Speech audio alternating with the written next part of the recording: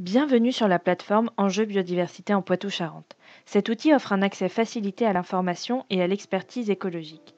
Attention, les informations issues de cet outil ne sont pas exhaustives et ne peuvent en aucun cas se substituer aux obligations légales de réalisation d'études environnementales.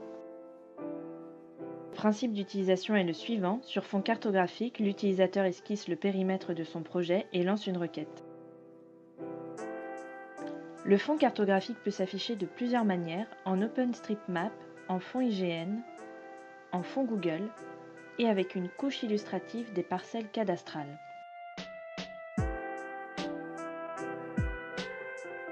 Vous pouvez également importer un fichier qui contient un périmètre déjà dessiné afin de réaliser des croisements avec les données de l'outil.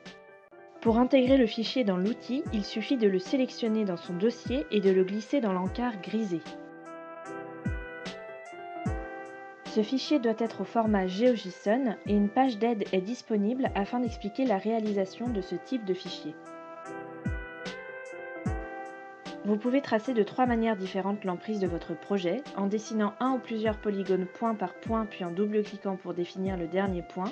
Vous pouvez également le tracer par trait et enfin, vous pouvez également le dessiner de manière circulaire en saisissant au préalable un rayon en mètres.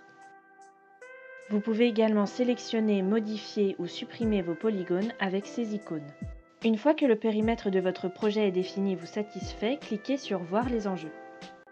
Vous pouvez désormais accéder à une première liste d'informations concernant différents enjeux.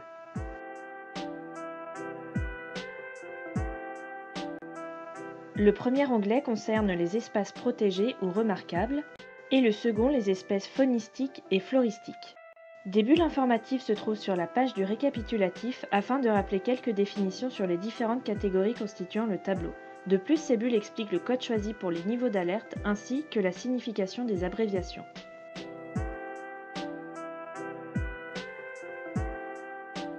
Les onglets suivants concernent les habitats naturels et les trames vertes et bleues issues du SRCE. Vous trouverez ensuite une liste non exhaustive des ressources locales à contacter si besoin, ainsi que des références réglementaires. Enfin, le dernier onglet vous permet d'accéder à des outils complémentaires régionaux. Afin de conserver vos résultats, vous pouvez télécharger ou bien imprimer ceux-ci dans Chrome ou dans un autre navigateur avec une extension d'impression PDF en cliquant sur la bannière prévue à cet effet. Si vous avez des interrogations par rapport à la méthodologie de cet outil, n'hésitez pas à consulter le fichier PDF qu'a mis à disposition l'ARBNA. Si vous faites partie d'un service instructeur, vous avez la possibilité d'accéder à des informations complémentaires pour l'instruction des dossiers, comme la liste détaillée des habitats et des espèces par exemple. Pour obtenir les codes, envoyez un message à l'adresse courriel indiquée, puis rentrez ceci dans la bannière prévue à cet effet, puis cliquez de nouveau sur le bouton « Voir les enjeux ».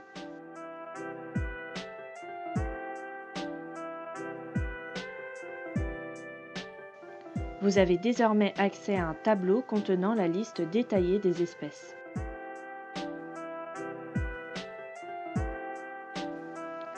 Ce tableau comprend plusieurs informations, comme par exemple la date de la dernière observation, et vous permet d'accéder à des fiches espèces en ligne.